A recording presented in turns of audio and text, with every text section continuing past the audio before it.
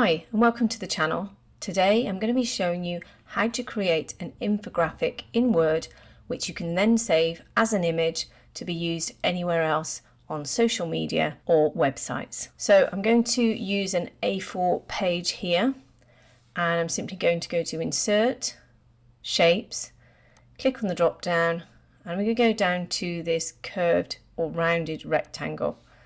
Just click and draw out a rectangle, and then with this little yellow marker here I'm just going to click and pull it over to the right to adjust the curve on the corners. Then going up to shape format, I'm going to go over to this outline icon and just select no outline, and it just gets rid of a small outline around the edge of the rectangle. Then in shape fill I'm going to click on the drop down and then you can pick any colour you like. And I've got some recent colours here. Now I've selected those by going to more fill colours, and I've just used my colour wheel, just moving around this little cursor to select any colour and then to use my brighten and darken slider here and then just click OK. So I'm going to first of all select this colour here, then I'm just going to add a shadow to this rectangle. So select it, go to shape format, go to format pane, then go to this icon here, go to shadow, then go to presets, and then you've got a wide variety of shadows which unfortunately you can't see them all on my page, and then just click any one you like. I'm going to go to the inner shadows here and I'm going to select the top right inner shadow, and you can just see I've made that inner shadow, and then you can go over to the sliders here and just play around and just make sure that you've got the shadow that you want. Then go to Insert, Shapes, click on the drop down and select the circle. Holding down your Shift key, click and drag out a circle. If you don't hold your Shift key, you will actually make an oval shape. I'm going to put it onto the end of my rectangle, and again this has got an outline around it, and this time we'll need to keep that outline.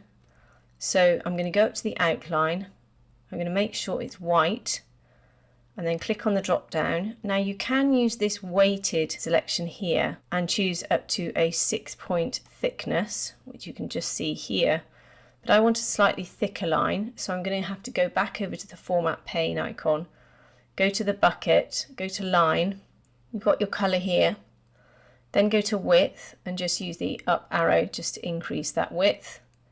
Then I'm going to add a shadow again, but this time I'm going to add an outer shadow, and I'll just use this one here.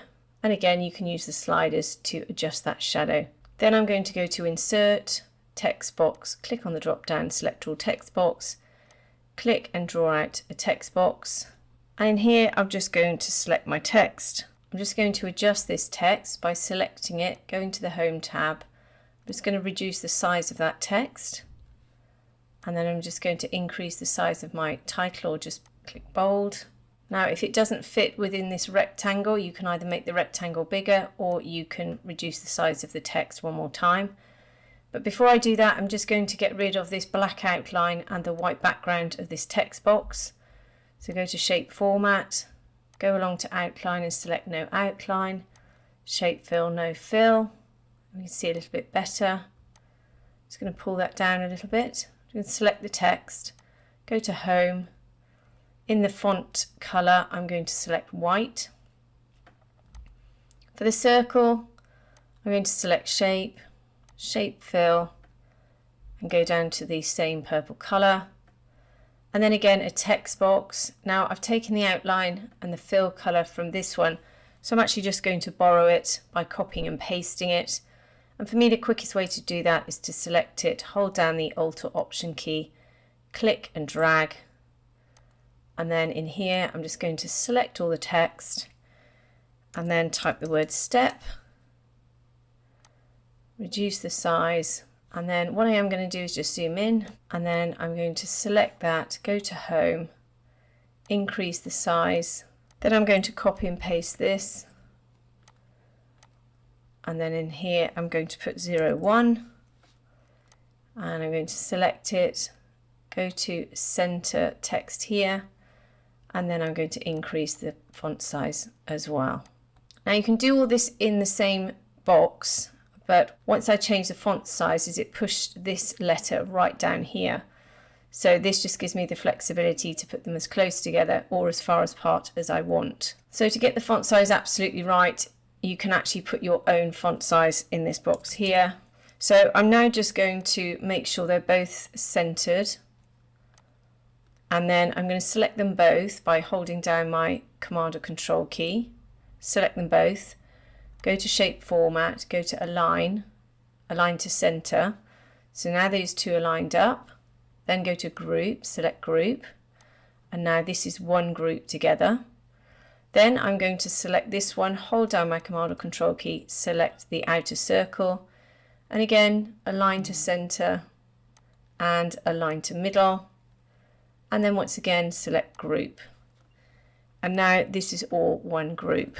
And you can now do the same with these two. Select the rectangle, select this text, go to Align, Align to Middle, then select Group, then select this circle here, and then select Group. So now that's all one group. We can move this around anywhere we like. So now I'm just going to make 3 other copies. We will have 5 altogether, but I'm going to reverse one of these and then copy and paste it to go in here. So I'm going to reverse this one. Okay, so we'll select this one, we'll go to Shape Format, and then we're just going to ungroup. Then we'll just move this one across, and then we'll just ungroup these two. So it separates the rectangle from the text, and we'll just move the text over. And then again, with this one, we'll move it to there. And then we'll just ungroup this one here, and then we'll just change this to 2. And then we'll just group those together. So it's all one group again. And then we'll group these two together. First of all, we'll just quickly align them to the middle. Then we'll group them. Then we'll select these two, again align them, make sure they're just aligned to the middle, and then group them together again. And then all we're going to do is then just hold down my Alt or Option key, click and drag. Okay, now you can keep them all as one colour if you want to, but if you want to change the colour, all you need to do is to just ungroup the selection, select the rectangle, go to Shape, go to Shape Fill, and then select your next colour. And then with this one, if you ungroup this one, you may have to ungroup this one twice. So if I select the outer one, perfect. Sometimes it will colour the actual text box rather than the circle. So then you can go ahead and just regroup them. I'll go along and do that to all the others, and then I'll come back and I'll show you how to align everything, then to put the background on, how to center everything, and how to then save it as a JPEG.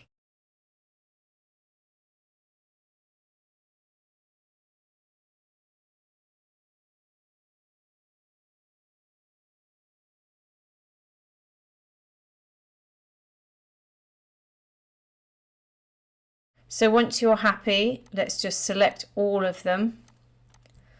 Then we're going to go to Align, Distribute Vertically, which means there's an equal distance between all of them.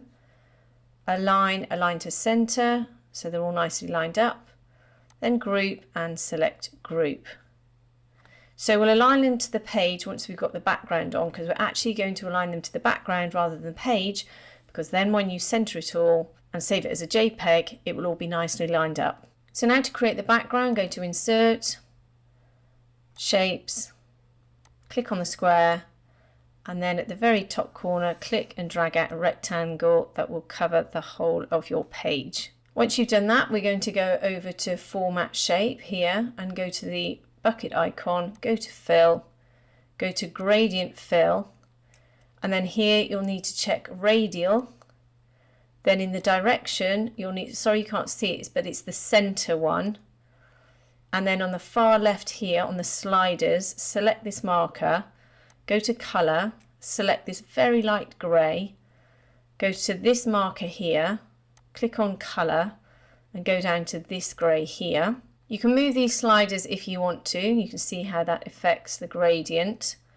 But once you're happy, go up to the top, send backwards, click on the drop down and select send to back. And now we've got that selected, you can just see we've got the little squares on the outside.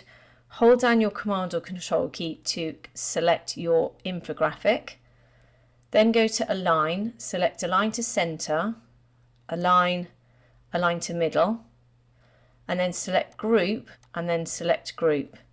Now this whole infographic is one complete picture. Now the first thing you can do is align it to your page, align to center, align to middle, that's aligned to your page. If you do now want to save this as a JPEG, just right click, go down to save as picture, then save it as what you want, so say picture 1, and then just click save. So now if I open a new document, just go to insert, pictures, picture from file, and then you can see picture 1, click insert, and now the beauty of this, it will act just like a JPEG. Just go to wrap text in front of text so that you can move it around your page, and then of course you can make it bigger and smaller, and then you can insert this any way you like for future use. So I hope that's helped you today. If it has, please like and subscribe, and have a great day.